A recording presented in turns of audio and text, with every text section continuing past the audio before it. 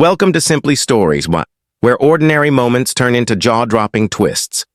Imagine this. A powerful black CEO boards a flight, but when he's denied the first-class seat he paid for, things take a shocking turn. In just 8 minutes, he changes the fate of the entire plane and the pilot's career. Stay tuned to see how one man's hidden power left everyone stunned. Don't forget to subscribe for more gripping tales. The airport buzzed with the usual chaos of travelers rushing to make their flights, but Marcus Carter moved with a calm, steady pace. He wasn't just another passenger in the crowd. Every detail about him drew subtle glances. His perfectly tailored navy suit, the polished leather shoes, the quiet confidence in his stride. In his hand, he held a crisp first-class boarding pass. To most, he looked like a successful businessman on his way to another important meeting, but to those who truly knew him, Marcus Carter was far more than that. He was the CEO of one of the most influential tech companies in the world, a man whose decisions could shift markets and reshape industries. Yet today, in the middle of this bustling airport, he was just another traveler trying to board his flight. At the gate, the line of passengers shuffled forward, passports and boarding passes flashing in the hands of airline staff. Behind the counter stood Clara Hayes, the check-in supervisor, her sharp eyes scanning each person with a mixture of boredom and authority. When Marcus stepped up and handed her his boarding pass, her expression shifted. She studied him for a beat too long, her lips tightening into a thin smile that didn't reach her eyes. She tapped at her screen and then let out a dismissive sigh. "Sir, it looks like your seat has already been reassigned." Marcus lifted an eyebrow, his voice calm and polite. "That can't be right. This is my confirmed seat in first class. I booked it weeks ago." Clara tilted her head, clearly enjoying the sudden attention from nearby passengers who had overheard. "Well, the system says otherwise. You'll have to take a seat in economy, unless, of course, you'd rather not fly at all." Her tone was sharp, edged with a quiet smirk, as though daring him to protest further. The line behind him grew restless. A few passengers exchanged whispers, some smirking at the scene, others shaking their heads in quiet disapproval. To them, it was just another case of someone being turned away by an airline staff member. Annoying, yes, but not their problem.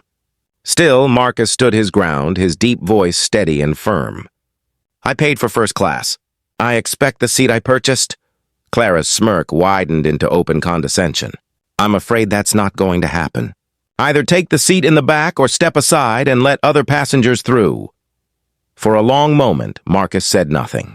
His eyes held hers, calm yet unyielding, like someone who had weathered storms far greater than this.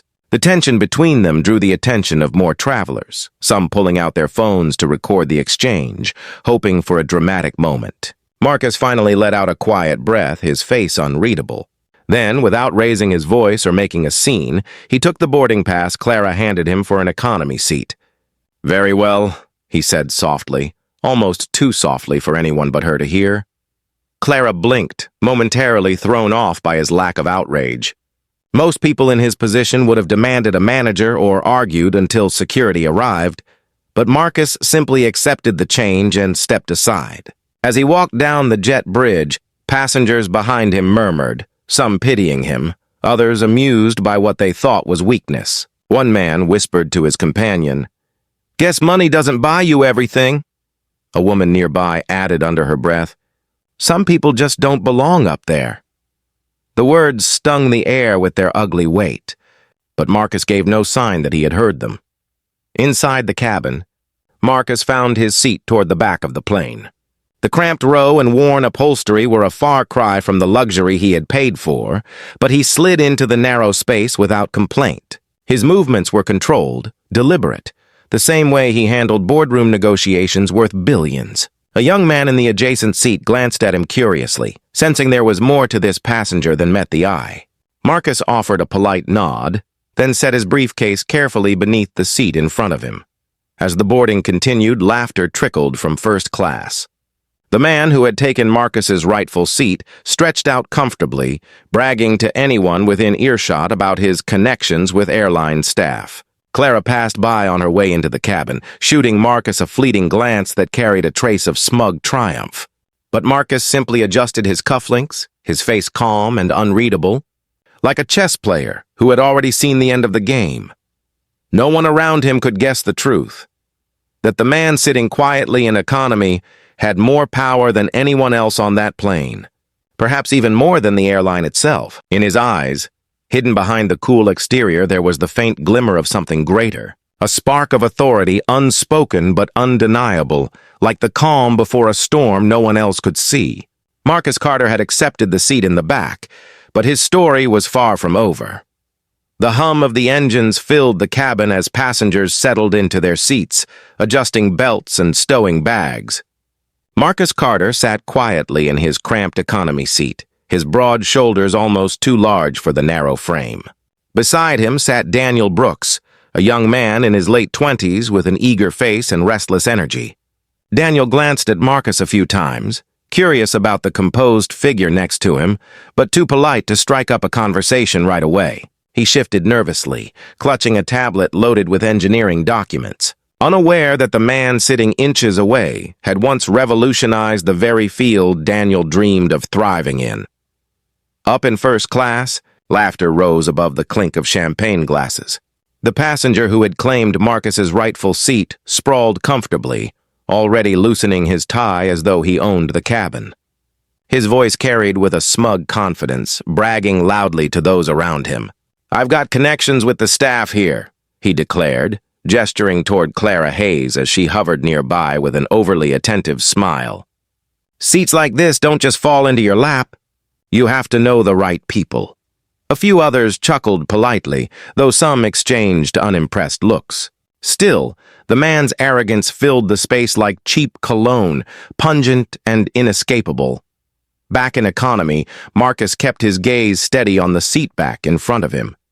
His calmness was striking, an aura that didn't match the discomfort of his surroundings. Sophie Miller, one of the flight attendants making her rounds, noticed him as she checked overhead bins. Something about him caught her attention. Not just the tailored suit now folded into a cramped row, but the way he carried himself. There was a weight in his presence, quiet yet undeniable, as if he was someone used to commanding rooms filled with powerful people. Clara, on the other hand, continued to cast sharp glances in his direction whenever she passed through the aisle, her lips twitching with the same disdain she had shown at the gate. Not long after takeoff, the seatbelt sign blinked off and passengers began to relax. Drinks were served, chatter rose and fell, and the plane cut steadily through the clouds. But then, without warning, a jolt shook the cabin. The plane dipped suddenly, rattling trays and startling cries from nervous travelers. Overhead bins clattered, and a baby began to wail somewhere near the middle rows. Passengers gasped, gripping their armrests as the turbulence rocked the aircraft. Daniel stiffened beside Marcus, his knuckles turning white as he held onto his seat. "Is this normal?" he stammered, eyes wide. Marcus remained still, his face serene, his voice steady as he answered. "Turbulence is uncomfortable, but the plane is built to handle far worse. Panic won't help." The calm in his tone was like a shield, radiating reassurance that eased some of the fear around him. Passengers nearby glanced at him, their breathing slowing just from hearing the certainty in his words. Daniel studied him more closely, sensing there was more to this man than appearances revealed. As the turbulence subsided and the cabin began to settle, Sophie made her way toward the galley. She paused just outside the curtain, her hands busy with a tray, when voices drifted through. Clara was speaking in a hushed, mocking tone to another crew member. "Did you see him? Marching up here with a first-class ticket like he belonged. Some people just don't understand their place." Laughter followed, cruel and dismissive. Sophie's face tightened as she listened. She glanced back toward the economy cabin, where Marcus sat calmly, unaware of the ridicule directed at him. Something stirred inside her, discomfort, and then a spark of respect for the way he carried himself despite the treatment. Back in his seat, Daniel finally broke the silence, leaning slightly toward Marcus. I feel like I've seen you before. You're familiar somehow?" He hesitated, not wanting to intrude, but curiosity got the better of him. "Are you in business? Or maybe the tech field?" Marcus gave him a brief smile, the kind that revealed nothing yet hinted at everything. You could say that. Daniel's eyes narrowed as realization began to dawn.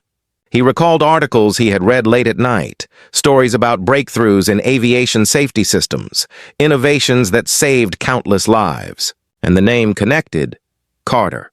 His heart skipped as he studied Marcus anew. Wait, he said slowly, his voice lowering in awe. Are you Marcus Carter? The Marcus Carter?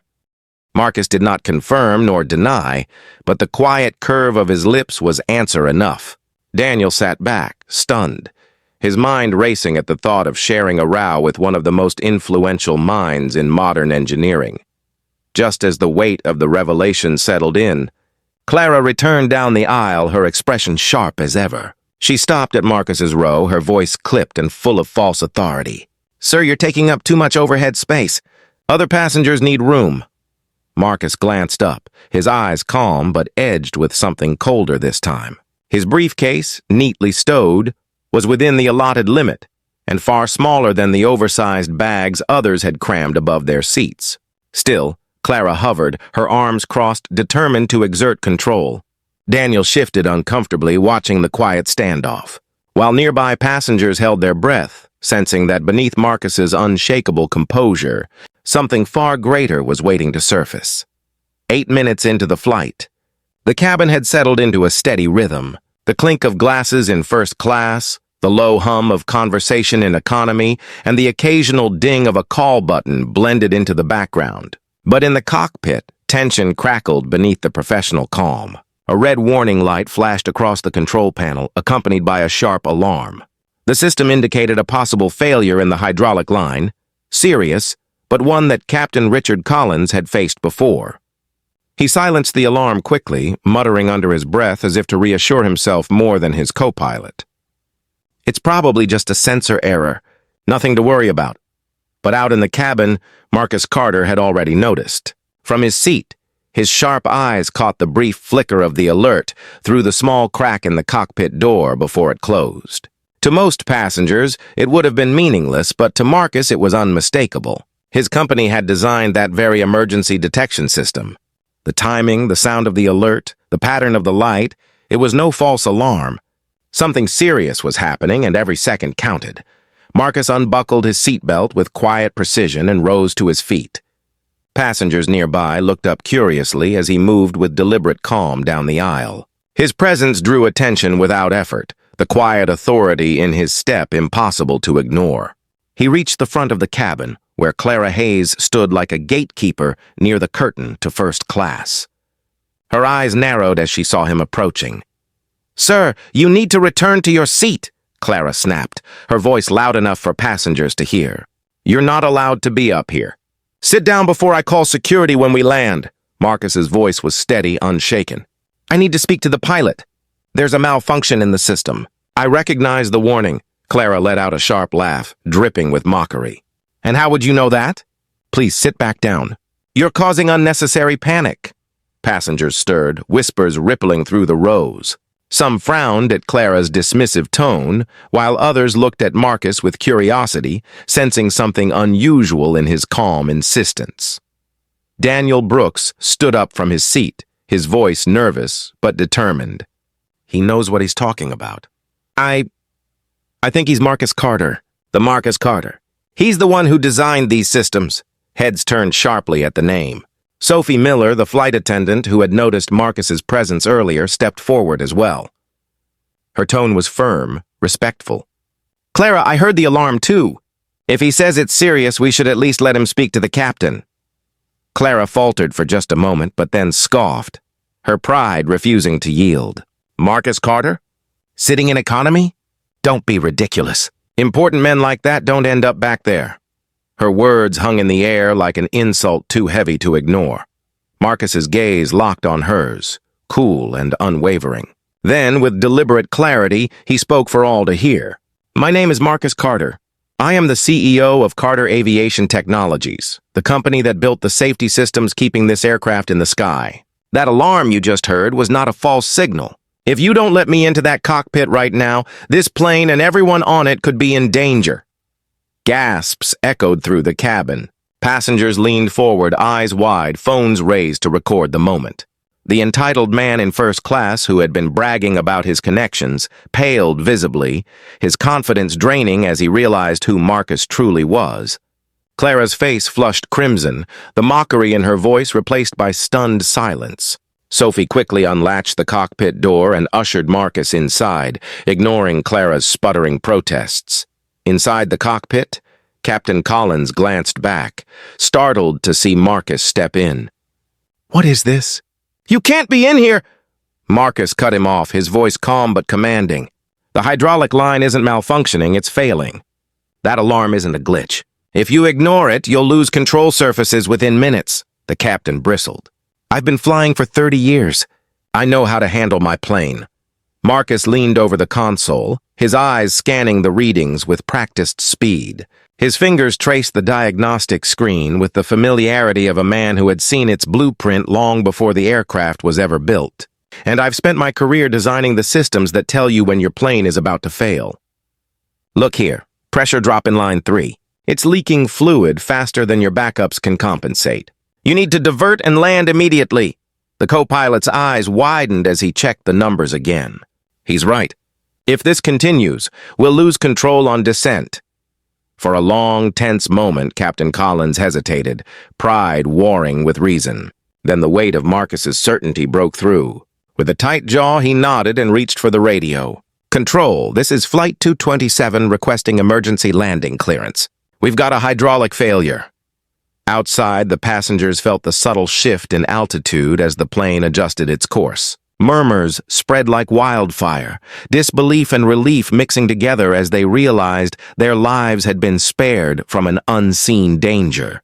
Some looked toward the cockpit with gratitude already in their eyes. Others simply sat stunned, processing the reality that the man dismissed to economy had just saved them all. Marcus remained by the controls, calm and unshaken, guiding the crew through the emergency procedures. In the cabin beyond the door, Clara's confidence had crumbled into shame, her earlier words echoing back at her like a cruel joke. And in first class, the entitled passenger who had taken Marcus's seat sat frozen, his arrogance dissolved into silence. The balance of power had shifted, and everyone on board now knew the truth. The man they had underestimated was the only reason they still had a chance to land safely. The plane descended through a veil of clouds, every passenger gripping their seat as the engines roared louder, fighting against the strain of the damaged hydraulic line. The runway lights came into view, glowing like salvation against the darkening horizon. The cabin fell silent as wheels screeched against asphalt, the plane shuddering violently before finally slowing into a rough but controlled halt. For a moment, there was only the sound of heavy breathing and racing hearts, then the cabin erupted into cheers. Strangers clapped, some shouted Marcus's name, others wept openly, realizing how close they had been to disaster. More than 200 lives had been saved, and every eye in that aircraft knew it was because of the calm, decisive man who had been forced into economy. Marcus stepped out of the cockpit, his expression composed. As if the crisis had been nothing more than another business meeting he had guided to success. Passengers reached out to touch his arm, to thank him, their gratitude raw and emotional. One mother held her child tightly, tears streaming down her face as she whispered, "You saved us." Marcus gave her a quiet nod, his gaze steady, never indulging in praise but acknowledging the weight of the moment. On the tarmac, emergency vehicles surrounded the plane, lights flashing red and blue against the fuselage. Airline officials rushed forward, confusion and panic on their faces. Before they could even speak, Marcus pulled out his phone and placed a direct call. The line connected instantly. He wasn't a man who was ever kept waiting. His tone was calm but carried an unmistakable authority. "This is Marcus Carter. Your flight nearly went down tonight because of negligence. I want the executives on this line within the next 5 minutes." The staff standing nearby fell silent. Realizing that the man in front of them wasn't just another customer, the executives scrambled to respond, their voices stammering apologies over the phone. Marcus didn't raise his voice, but his words cut sharper than any anger could. He laid out the failures, a captain who dismissed critical warnings, a supervisor who discriminated and jeopardized passenger safety, and a culture that enabled arrogance over accountability. Then, in front of passengers, crew, and officials, Marcus made it clear. Captain Richard Collins was relieved of duty effective immediately, his refusal to act nearly costing lives. Clara Hayes, still pale and trembling on the edge of the crowd, was also dismissed on the spot. Her earlier smugness had vanished, replaced by the crushing weight of her choices. Passengers murmured in agreement, some even clapping as Marcus's decisions landed with finality. Sophie Miller stood nearby, uncertain of what would come next, but Marcus turned to her with a nod of respect. "You listened when others mocked. You stood for what was right. People like you are the reason systems don't fail completely." Sophie's eyes widened as Marcus offered her an opportunity to join his company in a leadership role, her loyalty and courage recognized in a way she never expected. Daniel Brooks, who had spoken up at the critical moment, was also approached. Marcus extended his hand, his words deliberate. "Your instincts were strong and you weren't afraid to speak truth in the face of doubt. I'd like to see what you can do at Carter Aviation." Daniel's voice caught as he accepted, stunned at the turn his life had taken in a matter of hours. The entitled passenger who had bragged about his so-called connections tried to slip away unnoticed, but the crowd wasn't so forgiving. Whispers grew louder, passengers pointing at him, mocking his earlier arrogance. His lies unraveled quickly. He had no influence, no power, nothing but empty words. The humiliation was complete, his bravado crushed under the weight of truth. He sank back, invisible now where he had once demanded attention. Marcus addressed the remaining staff and passengers with the steady conviction of a man who carried both authority and responsibility. His voice carried across the tarmac, firm but not harsh. "Tonight should remind us all that titles and uniforms mean nothing if integrity is missing. Respect is not about the seat you hold, but about the way you treat the people around you. Leadership is not arrogance. It is listening, acting, and protecting those who depend on you. Too many forget that. But let this moment remind us, true leadership is service." His words struck deep, leaving the crowd silent, many nodding in agreement. Others moved to quiet tears. When it was done, Marcus adjusted his suit jacket, calm as ever. The storm had passed, and he had guided them through it with the same steady composure that defined every step of his life. Without fanfare, without lingering, he walked down the tarmac, away from the flashing lights and murmurs of awe. To the world, his reputation had grown even more legendary that night. But to Marcus Carter, it was simply another day of doing what was necessary, quiet, unshaken, and resolute.